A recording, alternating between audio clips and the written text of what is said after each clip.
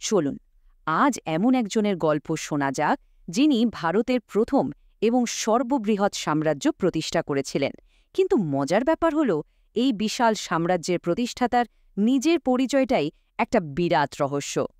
আর এই রহস্যের একেবারে কেন্দ্রে রয়েছে একটাই প্রশ্ন, যা ঐতিহাসিকদের আজও ভাবায়: ভারতের প্রথম মহান সম্রাট কি সত্যি একজন দাস ছিলেন? তো এই ধাঁধার উত্তর খুঁজতে আমরা ধাপে ধাপে এগোব।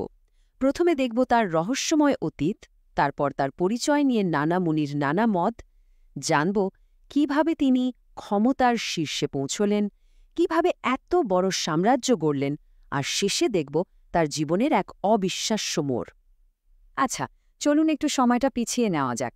আজ থেকে প্রায় ২৫০০ বছর আগে ভারতীয় উপমহাদেশ তখন ছোট ছোট রাজ্যে বিভক্ত, আর তাদের মধ্যে চলছে অবিরাম লড়াই। আর ঠিক এই রাজনৈতিক বিশৃঙ্খলার মধ্যেই, মানে যখন আলেকজান্ডার ভারত ছেড়ে চলে গেছেন আর একটা ক্ষমতার শূন্যতা তৈরি হয়েছে, ঠিক তখনই ইতিহাসের মঞ্চে আবির্ভাব হয় চন্দ্রগুপ্ত মৌর্যের। তিনি শুধু অত্যাচারী নন্দবংশকেই উৎখাত করেননি, বরং এক অখণ্ড ভারত গড়ে তুলেছিলেন। কিন্তু সওয়ালটা হল, কে ছিলেন এই চন্দ্রগুপ্ত? তার আসল পরিচয়টা কি? ইতিহাস ঘাঁটলে যা তথ্য পাওয়া যায় সেগুলো একটার সাথে আরেকটার কোনো মিলই নেই। মানে ব্যাপারটা বেশ মজার। তার আসল পরিচয় নিয়ে ঐতিহাসিকদের মধ্যে বলা যেতে পারে রীতিমতো ঝগড়া লেগে আছে। এক একজন এক এক কথা বলেন। এই টেবিলটা দেখলেই ব্যাপারটা পরিষ্কার হয়ে যাবে। দেখুন, গ্রিক আর রোমানরা বলছে তিনি ছিলেন একদম সাধারণ ঘরের ছেলে।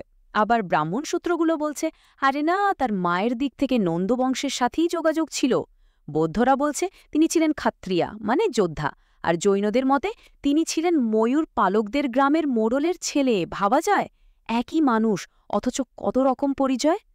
তো তার জন্ম পরিচয় যাই হোক না কেন, তার ভাগ্য কিন্তু বদলে যায় এক ব্যক্তির সাথে দেখা হওয়ার পর। এই সাক্ষাৎটাই তার জীবনের মোড় ঘুরিয়ে দেয়। আর সেই ব্যক্তিটি হলেন চাণক্য, একজন প্রখর বুদ্ধিসম্পন্ন স্ট্র্যাটেজিস্ট। তিনি চন্দ্রগুপ্তের মধ্যে এমন কিছু দেখতে পেয়েছিলেন যা আর কেউ দেখেনি। আর এই দুজনের জুটিই কিন্তু ভারতের ইতিহাসকে নতুন পথে চালিত করে। তাদের প্ল্যানটা কিন্তু দারুণ ছিল। ওরা হুট করে রাজধানী আক্রমণ করেনি, বরং প্রথমে চারপাশের ছোট ছোট অঞ্চলগুলো দখল করে নন্দ সাম্রাজ্যকে একরকম কোণঠাসা করে ফেলে। তারপর কূটনীতিক চাল দিয়ে নন্দদের মিত্রদের তাদের বিরুদ্ধে উস্কে দেয়, অনেকটা দাবার চালের মতো। প্রথমে চারদিক থেকে ঘিরে ধরা, তারপর আসল আক্রমণ। তো নন্দবংশকে তো হারানো হলো, কিন্তু চন্দ্রগুপ্তের আসল কাজ তো শুরু হলো এরপর। তার লক্ষ্য ছিল একটা বিশাল, শক্তিশালী আর সুসংহত সাম্রাজ্য গড়ে তোলা। এবং কি অবিশ্বাস্য গতিতে তিনি এগোতে থাকলেন।